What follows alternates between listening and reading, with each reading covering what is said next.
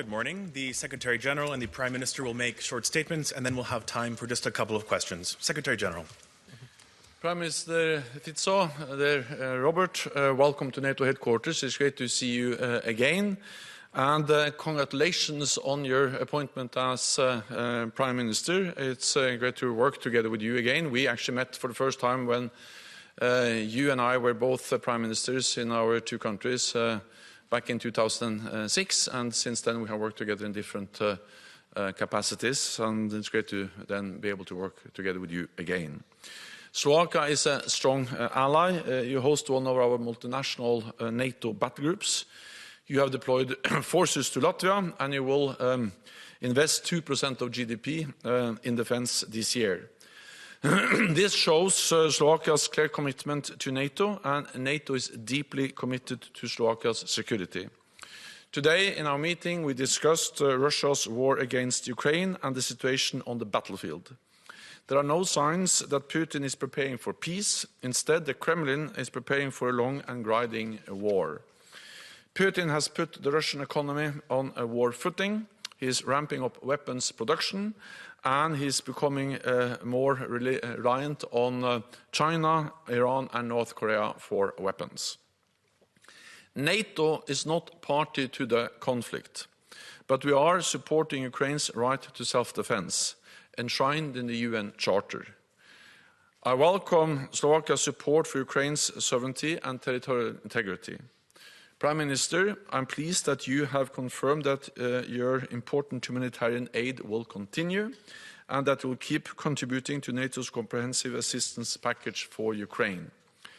I also welcome that defense industry cooperation on a commercial basis between Slovakia and Ukraine will continue, and that the crucial repair hub in Slovakia will remain operational. Stopping military assistance to Kiev would prolong the war, not end it. I welcome President Biden's clear commitment to Ukraine and his administration's urgent effort to provide Ukraine with much-needed aid. European Union leaders will today also discuss launching membership negotiations with Kiev and additional economic support for Ukraine. If Putin wins in Ukraine, there is a real risk that his aggression will not end there. Our support is not charity, it is an investment in our security. In our meeting today, we also discussed further bolstering our own deterrence and defense. Tomorrow, a long-planned US missile defense base in Poland will become operational. It will boost allies' ability to defend against the threats of ballistic missiles, particularly from the Middle East. We look forward to integrating the facility into NATO's ballistic missile defense shield in the near future. This is an important step for transatlantic security. So once again, Prime Minister, welcome. Robert, it's great to have you here at the NATO headquarters. Please, you have the floor. Thank you very much, Secretary General, dear Jens. First of all, as I have said during our meeting, thank you very much for your performance. Of course, we know each other for a long time. First time we met as Prime Ministers of Norway and Slovakia, so I am very happy that today I had a chance to exchange views with you. Dear Jens, you know very well that before elections in Slovakia, I was described as a devil, that my government would change everything. In spite of the fact that we publicly declared that the Slovak government, in case I would be the Prime Minister, will not change anything in the foreign policy. Of course, it doesn't mean in practice that we will agree with everything, and I hope that our discussion today confirmed that we have some sovereign opinions and different opinions that our allies have. First of all, I would like to declare publicly that we do not see any reasons to change the policy of my government towards NATO. Slovakia is a member state of NATO, and of course I understand that we have to fulfill commitments and we have to respect rules of this club. I informed Secretary General that the financial situation in Slovakia is very critical, and that it is impossible to imagine that we will spend more than 2% of GDP on military expenditures. At the same time, we would like to spend 20% out of this money on modernization of Slovak army, because the present status of the Slovak army is not very good.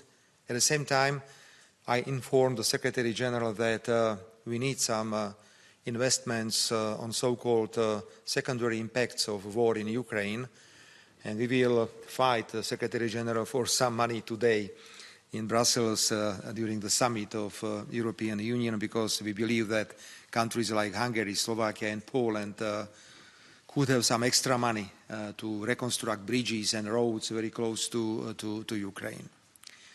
Yes, it is true that Slovakia will continue in humanitarian aid to Ukraine.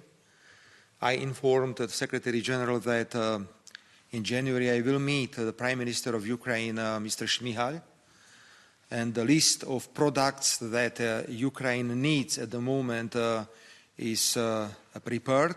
It means that we can provide Ukraine some equipments to demine territory of Ukraine.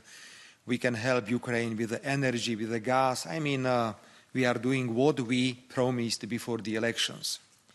Yes, it is true that we stopped any military assistance to Ukraine. We will not send anything from state storages from the Slovak army. But as I have said openly before elections, we will not block commercial cooperation. I am very happy that the Minister of Defense of Slovakia is Robert Kaliňák, because he is very enthusiastic. He has very, I would say, interesting plans how to increase military production in Slovakia, of course on a commercial basis. So this is something we will not block.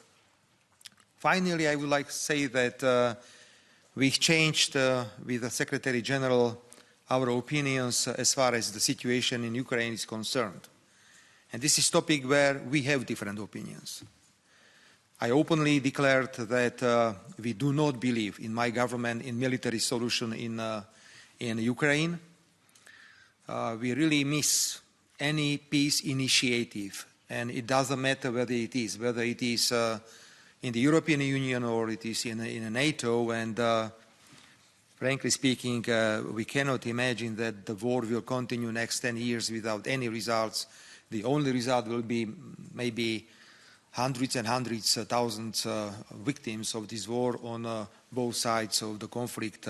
So we really do not see any military solution.